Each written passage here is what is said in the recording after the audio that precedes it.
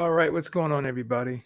Well, everybody who's been following this channel for a while, they know that I haven't always been a big fan of a lot of the boxing media, whether it be for just them releasing stories and putting sources at the end of their claims, and them not really being able to validate their stories basically because their stories a lot of times have been wrong. They just put sources at the end of a headline and automatically we're just supposed to believe it. And a lot of times what has happened is those stories have not been true. Dan Rafael, on the other hand, does have a good percentage of being right. And for the most part, he is right. And when it comes to investigative journalism and investigative reporting, Dan is one of the best, if not the best, in boxing today. We got to give him credit for that. But I think the one problem that I have with Dan, and a lot of other people have with Dan as well, is just the way he carries himself, the professionalism of, or I should say, not the professionalism, but the lack thereof professionalism, the lack thereof professionalism in the way he articulates himself, particularly on Twitter. Because a lot of times he'll give his opinion on something and he's just very insulting to fighters, very disparaging to fighters. And a lot of his tweets, I feel, come off as being very emotional. And when you're a boxing journalist and a boxing reporter, um, I think that you should have a level of professionalism, a level of class, and be able to articulate your points in a way that does not come off as being a fanboy, does not come off as being emotional, does not come off as being insulting to a fighter. And again, Dan's never entered the ring. He's never been a boxer. He's never trained. Um, I don't even think he goes to the gyms that often to really see the fighters and watch how they train. I think a lot of times he's basically cold calling people and doing a lot of phone interviews per se, more so than actually going out there and hitting the grassroots and being in the gyms. And that's neither here nor there. But again, I think if you are in the gyms, you can have an appreciation for. I think that that's very important to understand um, how hard it is to be a boxer and what actually goes into preparing for a fight. Because if you do understand those things, then you have more of an appreciation for what a boxer does and what he goes through. And Dan's had a history of criticizing fighters, insulting fighters, going back and forth with fighters. And I just want to bring up a most recent thing that Dan has done, or one of his most recent tweets or retweets, I should say, and he added a comment to it. So everyone knows that Gary Russell did an interview with Boxing Scene and basically was saying that he felt Lomachenko got a gift in his decision over him, which most people disagree with, and that's fine. And Al Bernstein tweeted out, I read this story in amazement. Gary Russell Jr. is a very gifted fighter, but Lomachenko did not get a gift. When he beat Russell, as Gary suggested, Lomachenko won that fight 8-4. I announced it, and I know what I saw. Al Bernstein just basically came, just said that, in a respectful way that he was amazed that Russell said that, and he disagreed with it, and he said he scored the fight 8-4, and he was there and he announced it, which is fine. I mean, there's nothing wrong with that, and that's a fair assessment of the situation. I don't think that Al Bernstein was very disrespectful. He wasn't insulting to Gary Russell. He just basically gave his opinion, and that was that.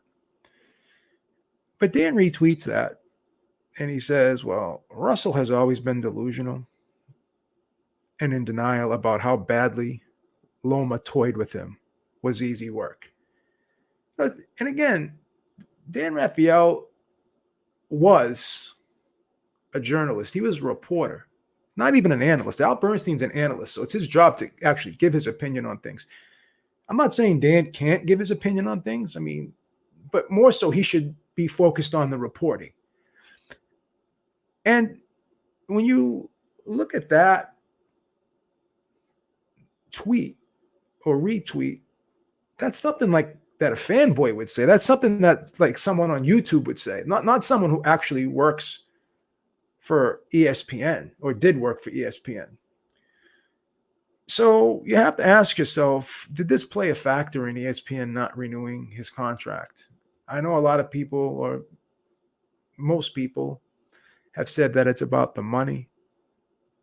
But again, you have to ask yourself, if someone really likes you and someone thinks that you're doing a good job, and I'm not saying Dan didn't do a good job, but could his performance and the good job that he did, could it have been overshadowed by a lot of his juvenile behavior on Twitter? Because he's got the name Dan Rafael and he's got ESPN after it. So it's at Dan Rafael ESPN.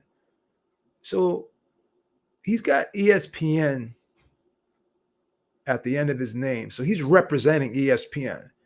Now, is that something ESPN, wants to be attached to? And I know you can sit there and say, well, look at Stephen A. Smith on ESPN. But again, that Stephen A. Smith is not a reporter, really. He used to be a reporter, but he's an analyst now. He's an analyst. And that's a shock jock show. Dan Rafael's hired to write and report on boxing. That was his job. That was his job. So do you think that that's the professional way to act on Twitter? And then he's going back and forth with fighters, called Andre Ward, Andre Board. That is fanboy stuff. That's not something, a professional reporter is supposed to do. It's not something a professional reporter is supposed to do. So you have to ask yourself, is that the way that ESPN expects him to act? And we've seen like society today, how people get canceled because of tweets they tweet out. And I'm not saying that this is something horrific that he tweeted out, but it's just unprofessional. And there's a long history of Dan Rafael doing stuff like this. Sitting there saying about Shannon Briggs, he had a beef with Shannon Briggs, and he was like saying that I wish that the fight with Vitaly Klitschko was 15 rounds instead of 12, meaning that he wished that it went longer because in that fight, Shannon Briggs was getting beat up a lot in that fight. He was getting beat up, so he wanted it to go 3 more rounds so Shannon Briggs could get beat up more. I mean, that's not something that a reporter should be having an exchange with a fighter. That's not dialogue that a reporter should have, especially a professional reporter. It's just so unprofessional that Dan behaves in that way. It really is. It's just stupid. And I think it's just immature, it's juvenile. It's just not something that, you would expect for a professional reporter to act. And then he's going back and forth with fans, arguing with fans, getting in, insulting people, calling people names, and people are calling him names back and forth. And, it's just ridiculous. So I just thought this was very interesting this morning. This kind of stood out to me. I just thought that it's just uncalled for. It's just uncalled for. And it's going to be interesting to see where he goes next. And I'm sure he's going to still act the same way. But will it be accepted? Is that something that he may get spoken to about? Is that something that someone, his new employer may call him out for in the future? You have to ask yourself that. So I just think that if you're a reporter, you should report. And if you're an analyst, then you can analyze. You know, I think you have to play your position. And if you want to give your opinion, that's fine. But like to sit there and get, to insult fighters, especially like even like you go back and you look at how he talked about Guillermo Rigondeaux. I mean, that was a disgrace. That was a disgrace. You're sitting there insulting Guillermo Rigondeaux, saying he'd never want to see him fight and this and that. Just report, just report on boxing. Just report on boxing. You don't have to sit there and go back and forth with fans. You don't have to sit there and go back and argue with fighters. So, I don't know. There's not really much more I could say about that. I'm just curious to see what happens with Dan Rafael in the future. This isn't to say that he doesn't work hard. This isn't to say that he hasn't put the time into this. Doesn't say that his time at ESPN, 15 years, was not well served. He did break a lot of news. He was the go-to for a lot of people. So this doesn't mean that I think Dan Rafael is bad at what he does. I just think that the way he articulates himself isn't always professional. I think he could articulate himself in a more professional way, and just act like a reporter should act. I don't think there's a need for him to have to insult fighters, insult fans, and get in these back and forths on Twitter.